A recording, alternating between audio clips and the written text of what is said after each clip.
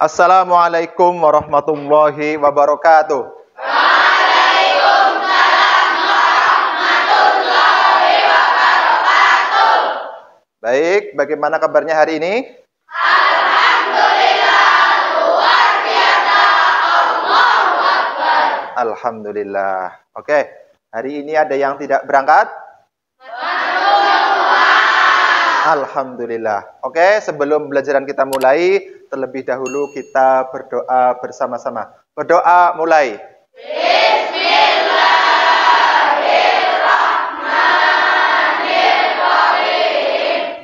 Raditu billahi rabba wa bil islami dina wa bi Muhammadin nabiyya wa rasulah. Rabbi zidni ilman warzuqni rahman. Amin ya rabbal alamin. Oke, berdoa selesai. Baik, sebelum kita lanjut pada materi selanjutnya, sebelumnya Pak Guru akan menanyakan materi sebelumnya, supaya kalian tidak lupa dan selalu ingat. Ada yang tahu materi sebelumnya tentang apa? Pengertian hadis dan macam-macam hadis. Baik, ada yang ingat pengertian hadis? Siapa? Oke, silahkan.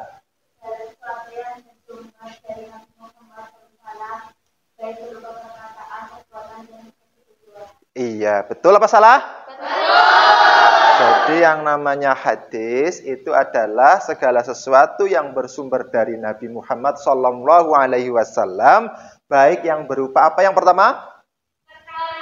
Perkataan, perbuatan, dan persetujuan. Baik, pada pertemuan kali ini kita akan melanjutkan materi tentang fungsi hadis terhadap Al-Quran. Fungsi apa? Fungsi hadis terhadap Al-Quran.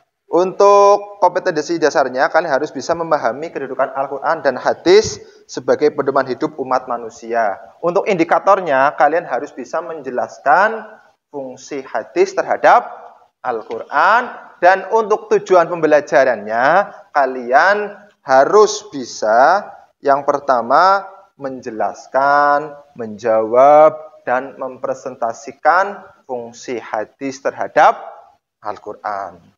Bisa dipahami? Bisa. Siap? Siap. Baca bersama-sama.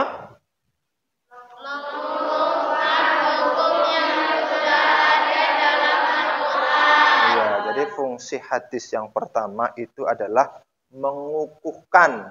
Mengukuhkan itu artinya memperkuat atau mempertegas. Jadi apa yang ada dalam Al-Quran itu dikukuhkan lagi oleh hadis. Contohnya seperti apa, itu nanti menjadi tugas kalian ketika diskusi. Siap? Siap. Baik. Maka fungsi hadis yang kedua ini merinci ayat Al-Quran yang bersifat global. Jadi Al-Quran itu sifatnya itu global. Dalam bahasa Arab itu mujmal. Apa bahasa Arabnya? Mujmal itu masih global ya. Maka dalam hadis di sini sebagai fungsinya itu diperinci. Diapakan? Diperinci. Kemudian yang ketiga menetapkan hukum yang belum terdapat dalam Al-Quran. Apa ada Pak?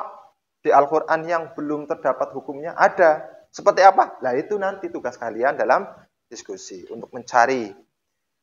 Kemudian yang keempat, yang terakhir fungsi hadis adalah membatasi keumuman ayat Al-Quran.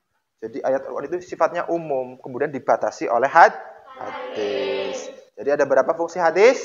4. Yang pertama,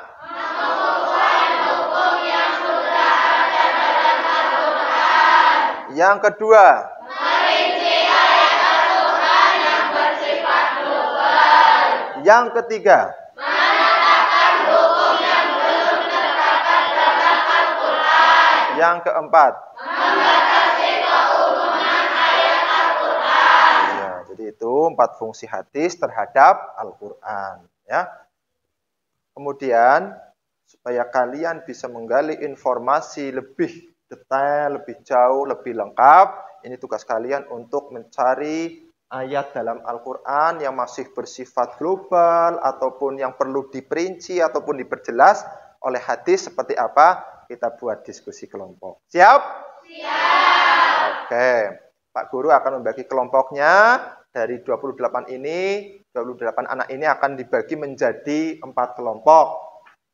Bisa dipahami? Bisa.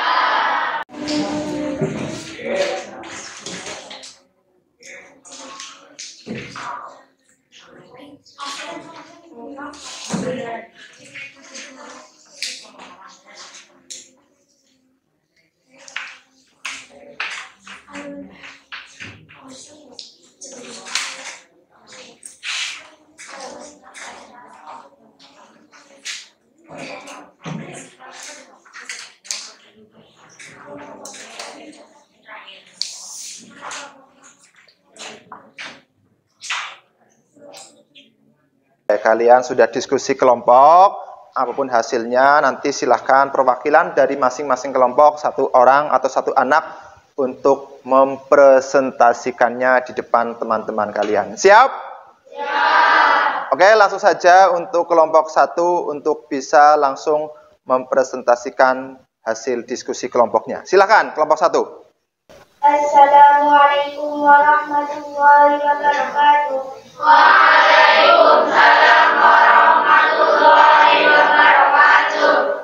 Teman-teman, pada kesempatan kali ini saya akan mempresentasikan hasil kelompok 1. 1. Mengukuhkan hukum yang sudah ada di dalam Al-Quran. Hadis Rasulullah yang mempertegas yaitu, sahabat bertanya, kabarkan kepada saya apa yang diwajibkan bagi saya untuk puasa. Nabi SAW menjawab, puasa bulan Ramadan kecuali jika engkau berpuasa seorang. Hadis riwayat Al-Bukhari. Misalnya Rasulullah SAW memerintahkan untuk melaksanakan puasa. Perintah melaksanakan puasa sudah ada di dalam Al-Quran, sehingga dalam hal ini hadis sifatnya mempertegas perintah yang telah ada di dalam Al-Quran. Quran Surat Al-Baqarah ayat 183. 2. Merinci menjelaskan ayat-ayat Al-Quran yang masih mujmal, masih global, belum terperinci. Misalnya, perintah melaksanakan salat. Perintah melaksanakan salat ini diperintahkan dalam Quran Surat Al-Baqarah ayat 83 dan di beberapa surat dan ayat yang lain. Namun, tidak ada satupun ayat dalam Al-Quran yang menjelaskan bagaimana cara melaksanakan salat. Kemudian, tata cara pelaksanaan salat secara lengkap diajarkan dan dicontohkan langsung oleh Rasulullah. Sebagaimana sabdanya, salatlah kalian semua sebagai kalian lihat aku salat. Hadis riwayat Bukhari. Fungsi hadis yang ketiga, membatasi keumuman ayat Al-Quran. Misalnya, Allah Subhanahu wa Ta'ala memerintah seluruh orang beriman untuk melaksanakan salat Jumat. Quran Surat Al-Jum'ah ayat 9. Hai orang-orang yang beriman, apabila diseru untuk menunaikan salat pada hari Jumat, maka bersegeralah kamu kepada mengingat Allah dan tinggalkan jual beli.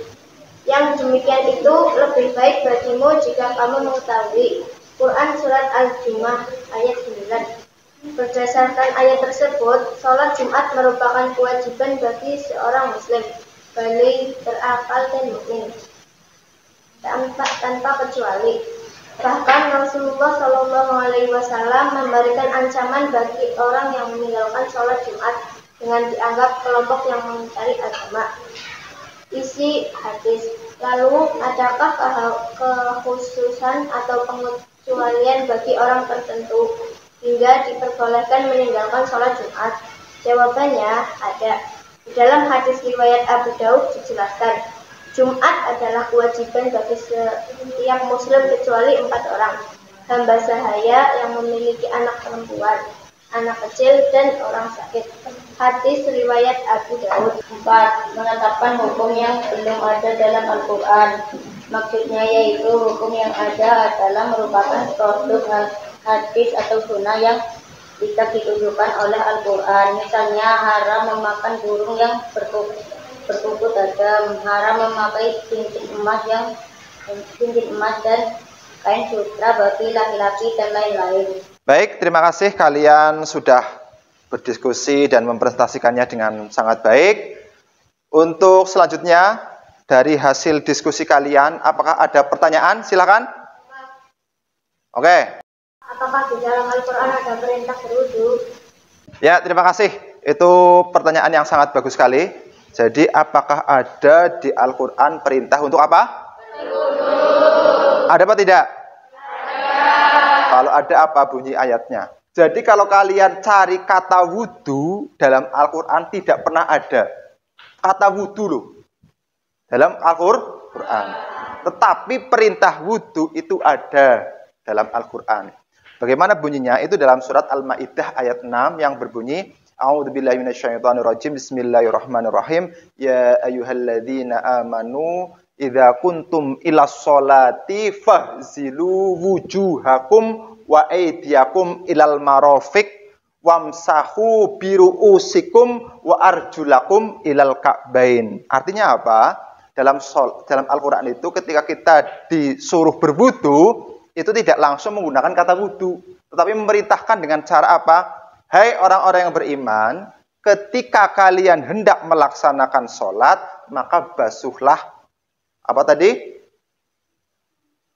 Fahzilu wujuhakum, basuhlah wajah. Terus tangan sampai siku, mengusap dan membasuh kaki sampai mata kaki. Itu perintah dalam Al-Quran seperti itu.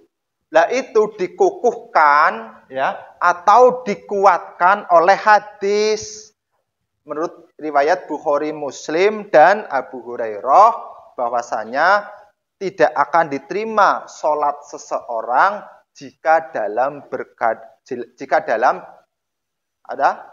apa? Keadaan hadas atau berhadas. Itu tidak diterima. Nah, itu hadis itu fungsinya sebagai memperkuat atau memperkukuh apa yang ada dalam Al-Quran. Jadi itu fungsi hadis. Ya, terima kasih. Jadi pada pelajaran hari ini kita mempelajari tentang fungsi hadis. Ada berapa fungsi hadis? 4. Yang pertama apa? Yang keempat? Iya, itu fungsi hadis terhadap Al-Quran. Nah, tadi kalian sudah diskusi, sudah presentasi, maka untuk memperkuat lagi, Pak Guru akan mengadakan post test. Siap? Siap.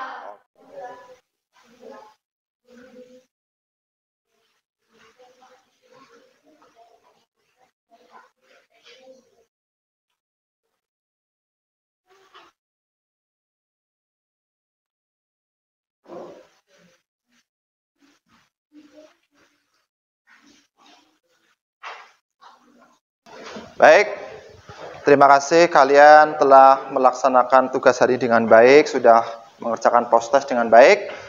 Untuk materi selanjutnya kita akan membahas tentang cara memfungsikan Al-Quran dan hadis dalam kehidupan. Silahkan kalian bisa dibaca di rumah terlebih dahulu, nggih? Jadi untuk pertemuan selanjutnya kalian sudah punya gambaran. Bisa dipahami? Ya. Mari kita tutup dengan membaca surat Al-Ngasr bersama-sama.